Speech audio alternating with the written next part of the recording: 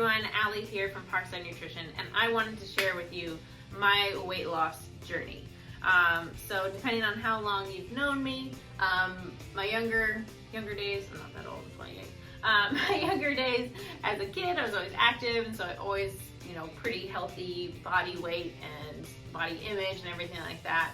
And my real story, I guess, starts in about 2015. End of 2015, I lost my dad, and going into 2016, had a very educational relationship that ended and created kind of a poor relationship with food. Would binge, not necessarily purge, but just, trying to fill those losses that I had around that time. And that lasted for about 3 months.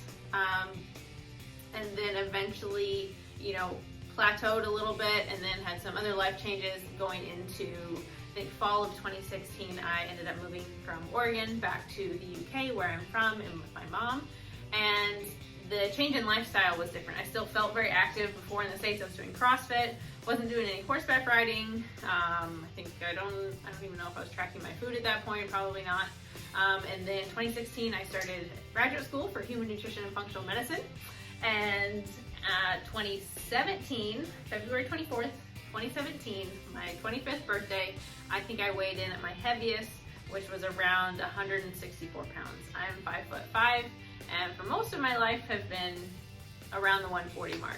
I'm presently 147 or something like that, if you care for reference. But this was the heaviest I've ever been. I didn't really need the scale to tell me that I needed to change. I felt very uncomfortable in my own clothes. I didn't want any pictures taken. At this point in February, me and my mom had gone back to the States to visit, and I didn't want to be in any pictures. It's hard for me to find pictures at that point because I wasn't very comfortable in my own skin. So that was a big wake up call for me.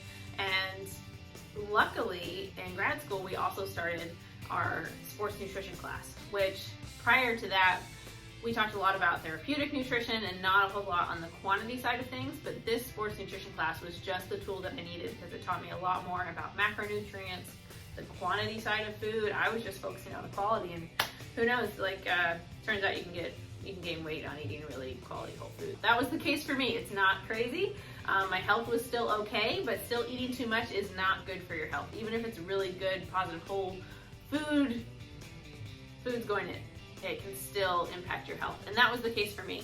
So 2017, started this sports nutrition class, and I started to lose weight, counting my macros, counting calories, just getting a really good sense of what my normal was, and then I can make adjustments from there.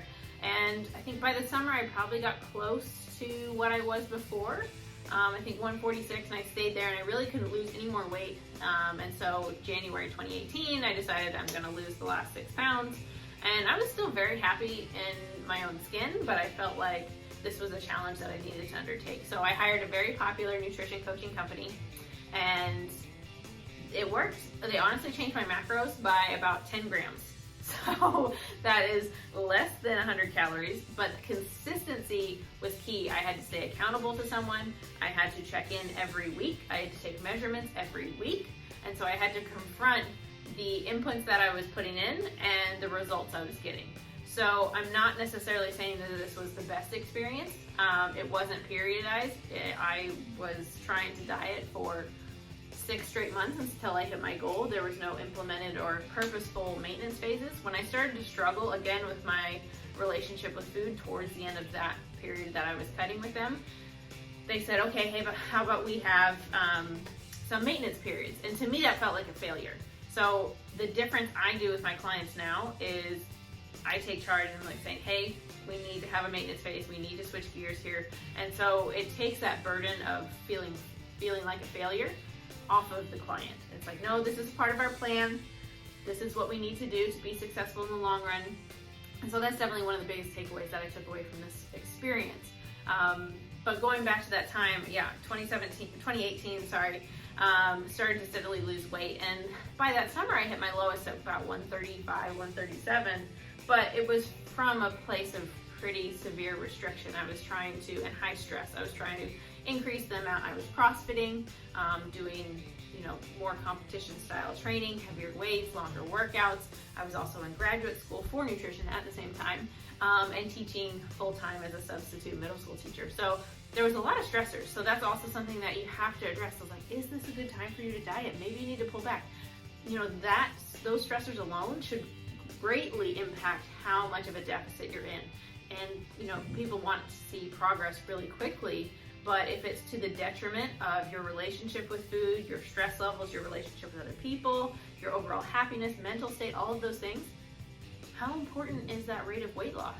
Versus if we were to decrease that deficit, maybe just take a slower cut and slower approach to things, it happens in the background. And yeah, sure, it might take longer to achieve your quote goal or the aesthetic or the number that you're trying to achieve, but you'll get there in such a more positive state that you won't have the rebound effect that a lot of people feel. So that was another thing that I really learned. I would have much rather had even slower weight loss, which 6 months or 10 pounds, a lot of people are gonna go, oh, that's not very good. But I would have definitely taken a slower approach if it meant I didn't have to mentally put myself in that particular state, and again, trying to recover from that. So after that, I maintained a weight of like 140 for a long time, very happy with that. It allowed me to do the CrossFit that I wanted to. I felt comfortable in clothes and all that kind of stuff. And so that's where I kind of generally sit pretty happily. Cue COVID, and a lot of those stressors that I really didn't anticipate, I thought I was in a very good place mentally, still got to me a little bit. And that's not unique, I don't think at all. So ended up, I think April 13th, I kind of hit a high of like 150.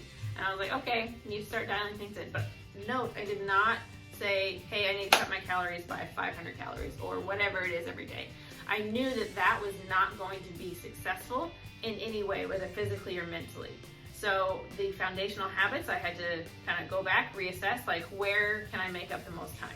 Or the most effort, really. I need to make sure that I'm getting enough sleep, I'm moving, whatever form that takes, whether that is the intense CrossFit that I'm craving, but I can't quite hit that threshold of intensity. I just need to move every day.